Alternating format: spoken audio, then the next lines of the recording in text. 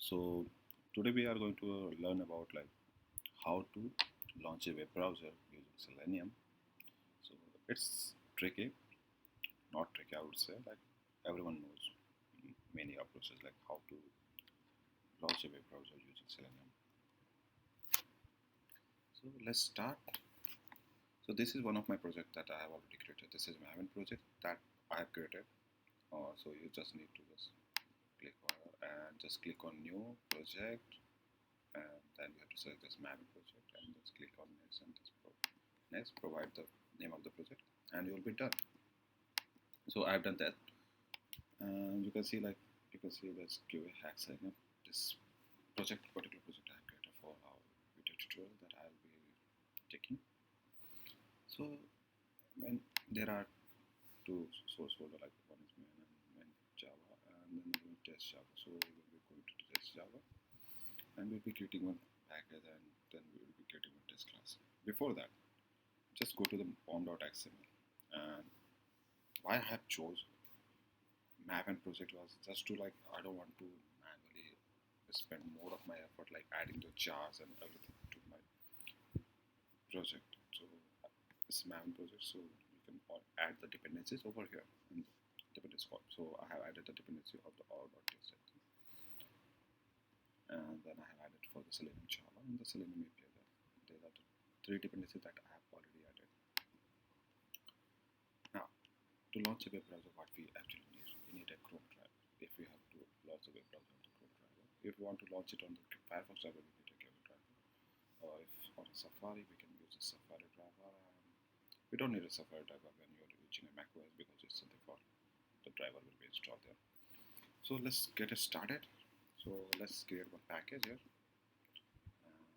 Name this package as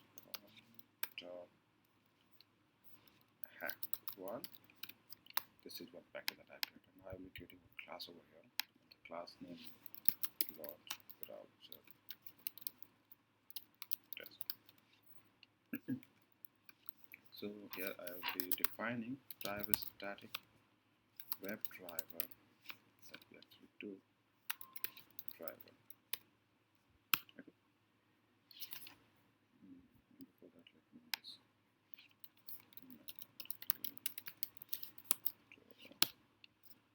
what I'm doing is I'm just clearly whatever my and whatever the dependencies are in my Angular project.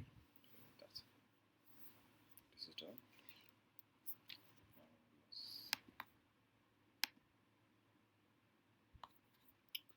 Here we're back.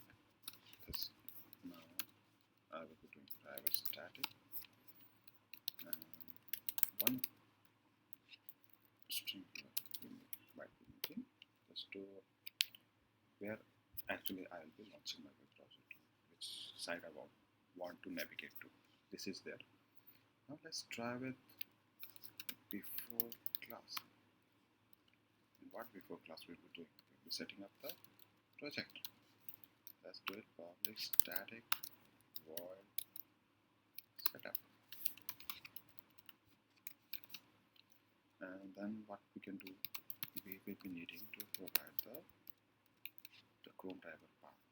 So I'm assuming that we are actually going for a Chrome driver and we'll be launching on Chrome browser. So we are doing that. WebDriver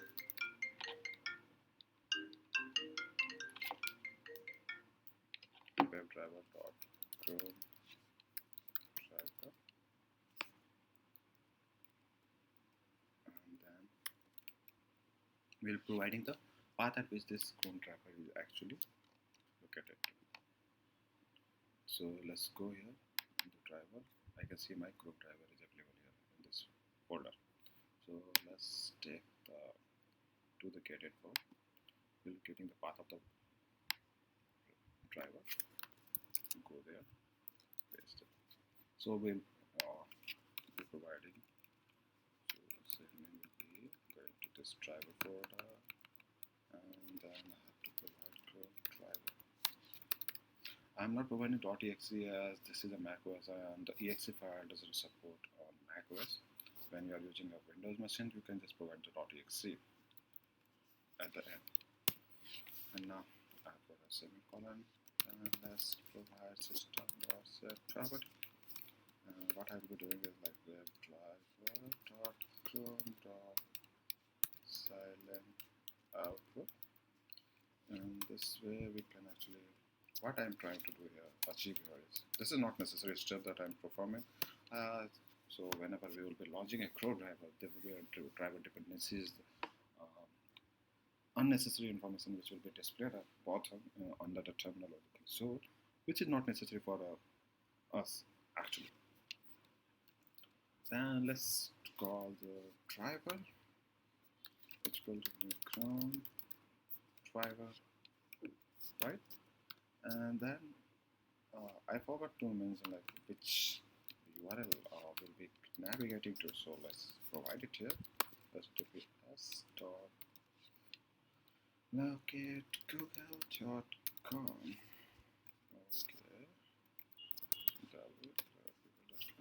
provide it here.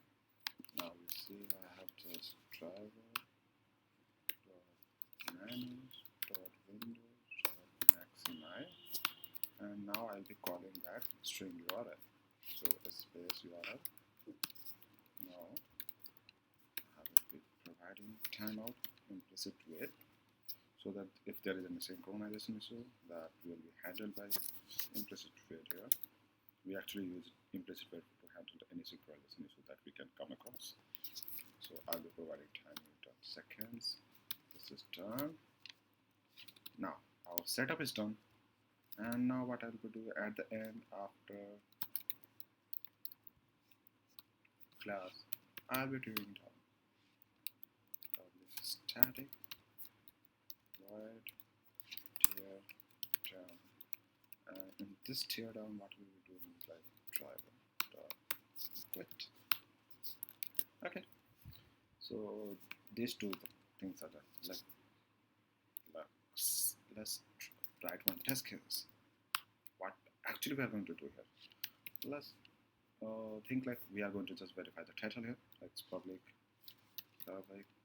static void. No need to provide the static void, it's just a method, test method that we are going to public void verify title of the page, right? So this is this. Now let's get the string title is equal to driver dot get. We'll be calling the get title method from here. So now what we can do is like we can either make an assertion or we can directly just let's print it out. That will be more easy for title of the page.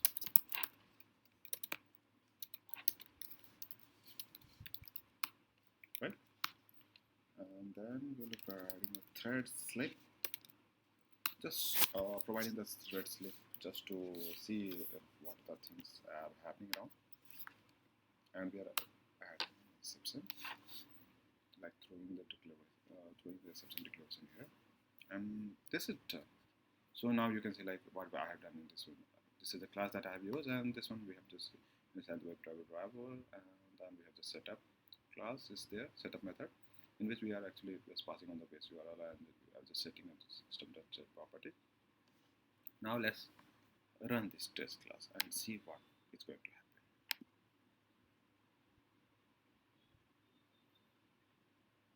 Okay, now the build is getting completed. Now you can see the terminal. Now it's saying Chrome driver was started successfully. Now you can see the browser just pops up. It is navigating to google.com, and now you see this title. It will be verifying this title.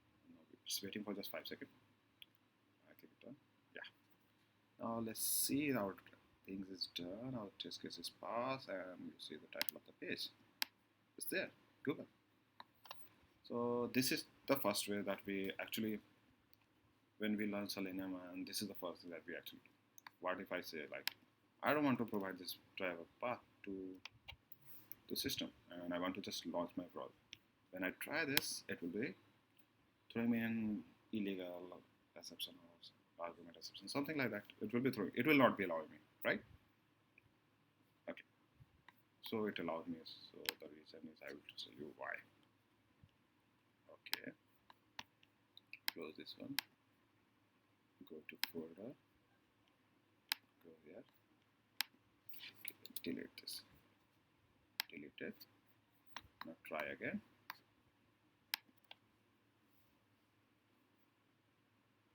It's saying illegal the path to the driver. We have not provided the Chrome driver path here. So it was taking the default one. So what we actually do, if we want to run our application as like I want to navigate, I want to launch my web browser. So what we can do is like we just need to take that particular driver, this Chrome driver exe, copy it, go to folder, user local page. This is the path where all the executable files in the macOS will be kept. Let's go to this place. Paste it down here. If you see, now it's user local bin. This Chrome driver is available now. Now if you go here, whatever the exception that we have got here, it will not be coming again. And now you see, if we have not provided this System.Chrome driver, the path of this driver, it will be executing and it will be launching. You see, Chrome driver started successfully and it goes to Google account, waiting 5 seconds to complete. That's, I think, done. Yeah, Chrome driver was done. This was the second method in which we just, this is specific to macOS that I have told you. In Windows, what we can do is like we can keep one the way we are actually providing the Java path. So the similar way we can do it for the Chrome driver. Just put it in one folder and just provide that path into the environment variable, and then you'll be good to go. Because it always, whenever we are launching a WebDriver or any driver we are actually launching, it just goes for the system variable wherever it is kept. If it's not there, it's just go for the system path that we have provided. You see, what is this system class? And then these are the System.setProperty. What we are actually trying to do is we are just trying to say to the driver, hey, go there and just go for see where my driver is kept, and that's it. This was the second method, and we can just go to another method, like how we can do like launching a web browser without keeping any Chrome driver into our system. Just go and delete first. Let's see, I'm deleting this Chrome driver now, and there is a Google driver. I'm deleting this too, right? Now, and also for the information, this driver that we are kept, this is the driver. I'm just deleting this path as well. Now let's move on to our creature and just clear this all, close this. We'll create another class, launch browser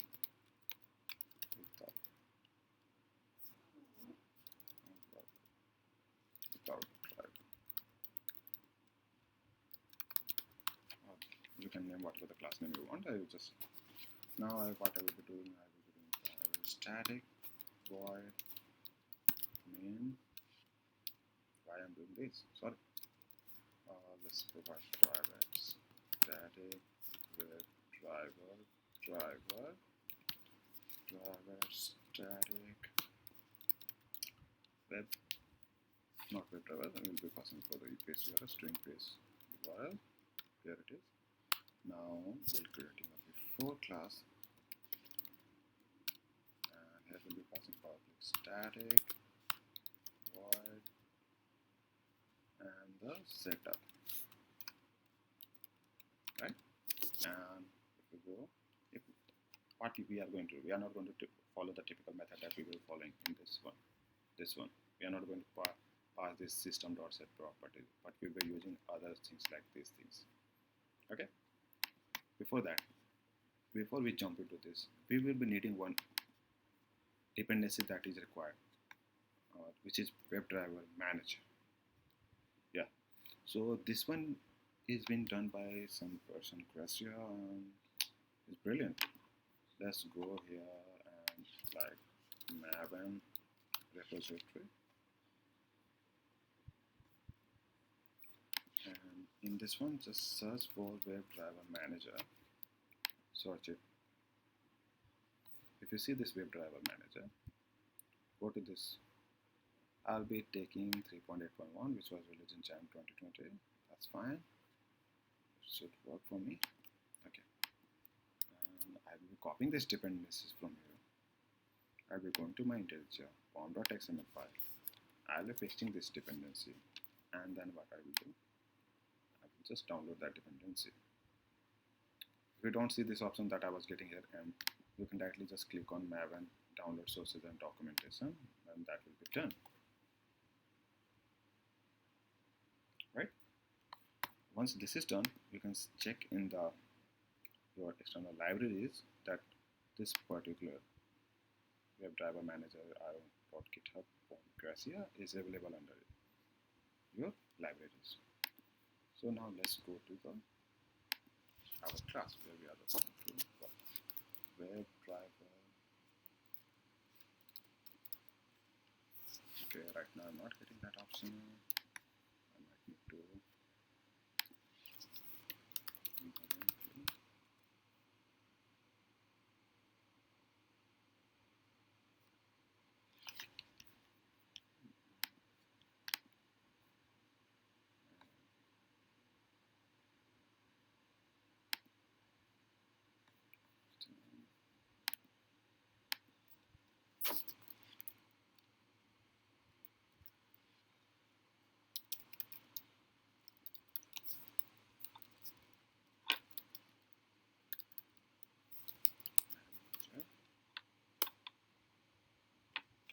see, now I'm getting that option, WebDriverManager. Now I will be selecting from browser.setup.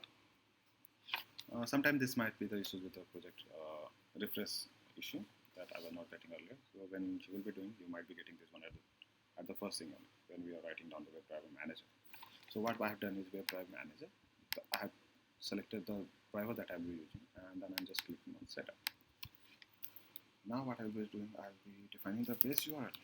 So let's go to https://www.not.yahoo. Let's go to www.google.com. Right? Everyone's favorite URL that will be hitting. Driver.new current driver, and CL driver.manage.windows.maximize. This will be maximizing my browser. I will be just hitting my URL from base URL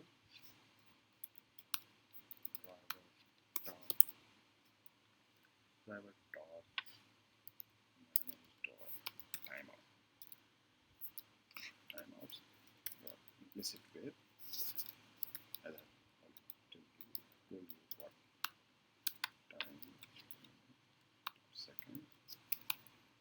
So this will be this, and then there will be a test class. Let's try the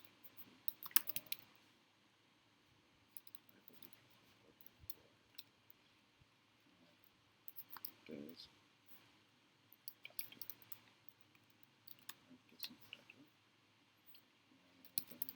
need to store the title to some place. So string title, driver.get title method.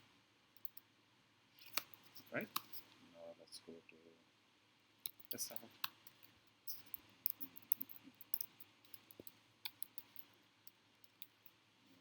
Title of get page is plus title.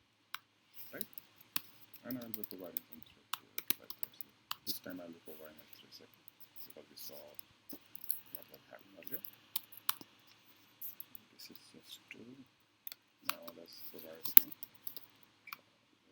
quit. So probably static void clear and then I'll be just putting the drive. Right? Let's run this. Let's run this. Run.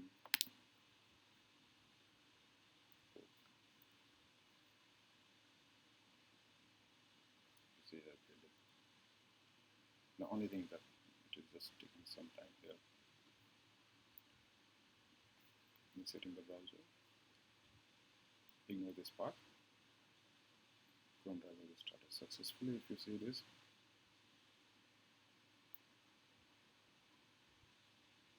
this is done, and this is closed. Now you see, I have not provided any browser over here, and this is done. I have not provided. Sorry, I have not provided the Chrome driver executable file where I kept. I have not provided that path. So it's just taking the help of WebDriverManager, because this person, and whoever this person is really quick. What he has done is like he has just kept all the driver dependencies at one central place, and from there he has just inserted those things into the WebDriverManager, and with the help of this WebDriverManager we are able to run this. This was for the example of like, let's do this, copy this one and paste this one, and I'll be just commenting it out. Now I will not be using the Chrome driver, I'll be using the Firefox driver. Just to show an example of how you can do this one, Firefox driver.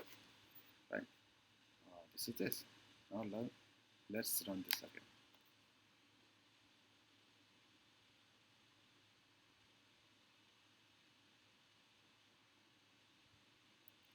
Now this is initiating. Now you'll see it will be launching the Firefox driver. Now see, this is Firefox. It is now launched the Firefox driver.